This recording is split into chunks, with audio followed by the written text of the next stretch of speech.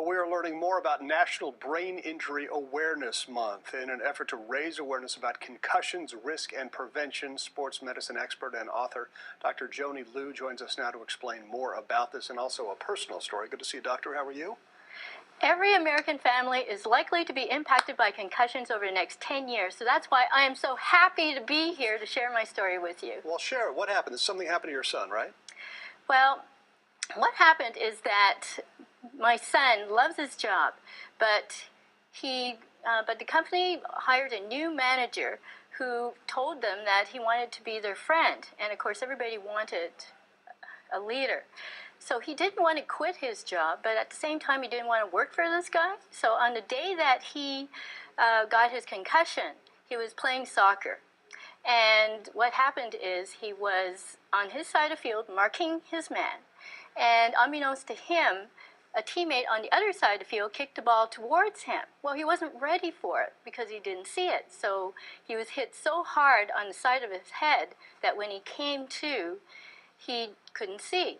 So this is where the gallbladder meridian runs through the head. The gallbladder governs decision-making, while the liver governs the eyes. So he didn't like what he saw, and he didn't know what to do about it. So the soccer ball hit him in the head, and that gave him a concussion, knocked him out. It knocked him out, and when they gathered him up, he was, that's when he discovered that he couldn't see when he was on the sidelines. And, of course, a whole bunch of stuff is running through his mind. So you're in sports medicine, you're a doctor. What did you do at that point? Well, I specialize in aggressive, proactive sports medicine based on Chinese medicine and Chinese psychology. The two mandates of the Brain Injury Association of America are treatment and prevention. For me, that means rewiring the brain. Okay, so explain a little bit more about what you did for your son and how you got him kind of back on the right track. Well, what's important here is that optimism and hope is extremely important when it comes down to healing, okay? So in his case, I told him that you must do these things. So first, you must cut out wine, beer, and alcohol.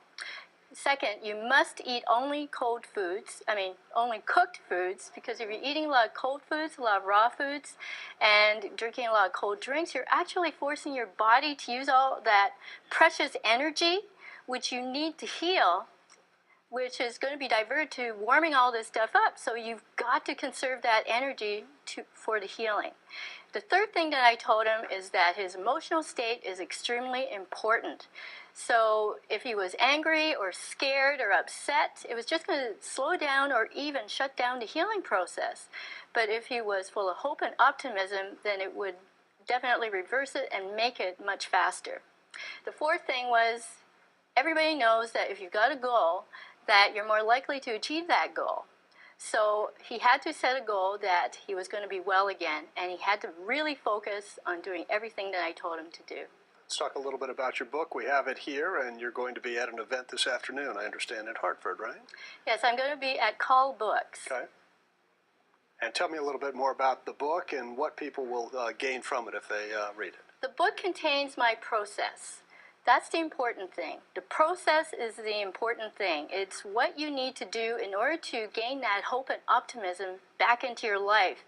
Because as I said, it's your attitude that is most important when it comes down to healing. So if you're scared, if you're mad, if you're upset, then you're going to shut things down. So you have to turn things around and become hopeful and optimistic again and feel safe.